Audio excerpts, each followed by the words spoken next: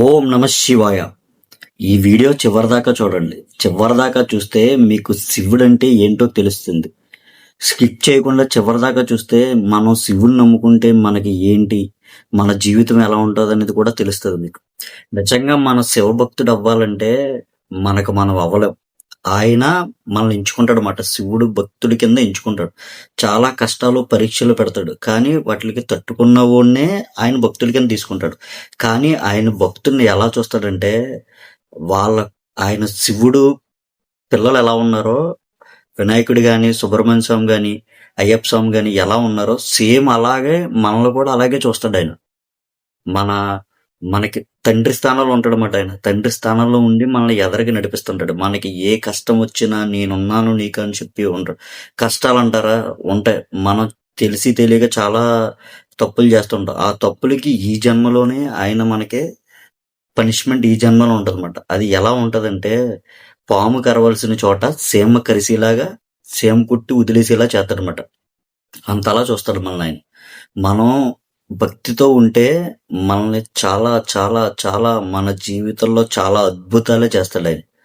మనం ఇంకా ఊహించలేని స్థానంలో మనల్ని కూర్చోబెడతాడు. మనం ఓన్లీ భక్తితో మనం అలా ఉంటే మనల్ని ఏదో ఒక రోజు నీకు టైం అనేది ఇస్తాడనమాట. ఇంకా నీకు తిరిగి అనేది ఉండదు. అస్సలు నువ్వు ఊహించిన స్థానంలో పెడతాడు ఆయన. నువ్వు ఆయన్ని నమ్మడమే. ఈ మధ్యన జరిగేవన్నీ కూడా మనం తెలిసి తెలియక చేసిన తప్పులన్నీ కూడా మనల్ని ఈ జన్మలోనే క్లీన్ షీట్ గా మన ఏమీ లేకుండా మొత్తం అన్ని మనం చేసిన పాపాలు తప్పులు అన్ని తీసేస్తుంటాడు అనమాట. ఏది ఇంత కూడా ఉండదు. దాని కష్టాలు అయ్యే మన కష్టాలు. అది చాలా మంది ఏంటంటే శివుని నమ్ముకుంటే కష్టాలు ఎక్కువ ఉంటాయి, శివుని నమ్ముకుంటే అవును ఉంటాయి. అది ఏంటి, మనం చేసుకున్న పాపాలే తెలిసి తెలియక చేసినవి కొన్ని, మనం తెలిసి చేసినవి అన్ని కూడా ఆయన తీసేస్తాడనమాట. ఒరే ఈ జన్మలో చాలు, ఇంకో జన్మలు బాధపడాల్సిన అవసరం లేదని ఈ జన్మలోనే మనల్ని తీసేస్తాడు ఆయన. అంతలా ఉంటాడనమాట. ఆయన్ని నమ్మడం మొదలు పెడితే మనల్ని ఇంకా చూసుకోవాల్సిన అవసరం లేదు మనకి. చాలా ఏది ఇచ్చినా టైం పడుతుంది, కానీ అది విలువైంది ఇస్తాడనమాట. మనం ఊహించనిది ఇస్తాడు ఆయన.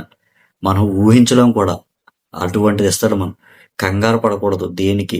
మనం ఓన్లీ భక్తితో ఉండి మనం ఆయన వైపు నడిస్తే మనకి తిరిగి అనేది ఉండదు. తిరిగి అనేది లేకుండా చేస్తాడనమాట. చాలా మంది అంటారు, ఒరే చాలా మంది మనల్ని కించపరుస్తుంటారు కదా. మనం అస్సలు ఏమీ బాధపడవలసిన అవసరం లేదు. ఎవరైతే మనల్ని చిన్న చూపు చూసారో, ఎవరైతే మనల్ని కించపరిచారో వాళ్ళందరూ కూడా మనకి సలాం కొట్టేలా చేస్తాడు ఆయన. ఆ శివుడు అంత లెవెల్లో ఉంచుతాడు మనం చేయవలసిందల్లా ఒకటే, భక్తి భక్తి భక్తి. నువ్వు ఎక్కడికి వెళ్ళవలసిన అవసరం లేదు. ఇంట్లో కూర్చునైనా సరే ఓం నమ శివాయ, హర హర మహాదేవ, శంభో శంకర్ అన్నా సరిపోద్ది. ఆయన పలుకుతాడనమాట. చెంబు నీళ్ళేస్తేనే పులకరించిపోతాడు. చిన్న బిల్వదళం పెడితేనే ఆయన భక్తితో నిండిపోతాడనమాట. ఆయన మన దగ్గర నుంచి చూసేదోళ్ళి భక్తి తప్ప వేరేదేమీ చూడ్డో. భక్తికి ఆయన పులకరించిపోతాడనమాట. ఎంత ఆయన చూసుకుంటూ ఉంటాడనమాట. ఎవరు మనం జనాలందరి దగ్గర మనం చూపించే ఎవడు ఎంత భక్తిగా ఉంటే అంత దగ్గరికి తీసుకుంటాడనమాట. భక్తి ఆయన మన దగ్గర నుంచి చూసేది భక్తి ఒకటే. భక్తితో ఉంటే శివుడు ఏదైనా చేస్తాడు. నువ్వు నీకు ఇప్పుడు టైం అయిపోయి రేపు చచ్చిపోతున్నావు అంటే నిన్ను ఇంకో 10-20 సంవత్సరాలు బతికించేగల శక్తి ఆయనకే ఉంది. ఆ పరమశివుడికే ఉంది. ఆ బోలా శంకరుడికే ఉంది. బ్రహ్మ రాసిన గీతను కూడా తిరగ రాసే శక్తి ఓన్లీ ఆ శివుడికి ఒక్కడికే ఉంది. మీరు శివస్మరణ చెయ్యండి. శివుడు మిమ్మల్ని ఊహించిన స్థానంలో కూర్చోబెడతాడు. నిన్నే కాదు, నీ కుటుంబాన్ని, నీ ఫ్యామిలీని జన్మలకి ఇంకా నీకు చూసుకోవాల్సిన అవసరం లేదు. మన పిల్లల్ని కానీ వాళ్ళని అందరినీ కూడా చాలా ఒక్క స్థానంలో కూర్చోబెడతాడు ఆయన. మనం ఎంత భక్తిగా ఉంటేనే ఆయన అదే చూస్తాడనమాట. మన దగ్గర నుంచి ఇంకేమీ చూడడు, భక్తితోటే చూస్తాడు. మనం భక్తితో ఉంటే మన కోసం ఏదైనా చేస్తాడు ఆయన. కైలాసం నుంచి దిగి కూడా వస్తాడు మన కోసం. భక్తులంటే అంత ప్రేమ ఆయనకి. మనం ఏం చేసినా చూస్తాడు, చెప్తాడు. ఏదైనా తప్పు చేస్తే తప్పు చేస్తున్నావు చూసుకో అని తెలియజేస్తాడు మనకి. అంతేగాని ఇటు తప్పు చేశాడు ఈయన శిక్షించాలనేది ఎప్పుడు శివుడికి ఉండదు. శివుడు ఎప్పుడు కూడా మనల్ని చిన్నపిల్లల కింద చూస్తాడనమాట. ఆయన కన్నబిడ్డల కిందే చూస్తాడు. తన భక్తుల్ని చాలా ఆనందంగా ఉంచాలని చూస్తాడనమాట. మనకి కొంచెం కర్మ ఫలితాలు అని ఉంటాయన్నమాట. వాటి వల్ల మనకి కొన్ని కొన్ని ప్రాబ్లమ్స్ వస్తాయి. ఆ ప్రాబ్లమ్స్ కూడా క్లియర్ చేస్తాడనమాట. మనం శివుడు దయ మన మీద ఉంటే మనకి శని దోషాలు గాని, ఆ శనీశ్వరుడు కూడా మనల్ని ఆనందంగానే చూస్తాడనమాట. శివుడు అనుగ్రహం మన మీద ఉంటే మనకి ఏమీ ఉండదన్నమాట. మనకి అన్నీ అనుకూలంగా ఉంటాయి. మన దగ్గరగా ఉంటాయన్నమాట. మనకి సపోర్ట్ కింద ఉంటాయి అన్నీ కూడా. నవగ్రహాలు ఏంటి అందరూ కూడా మనకి సపోర్ట్ కింద ఉంటారు శివుడు అనుగ్రహం ఉంటే.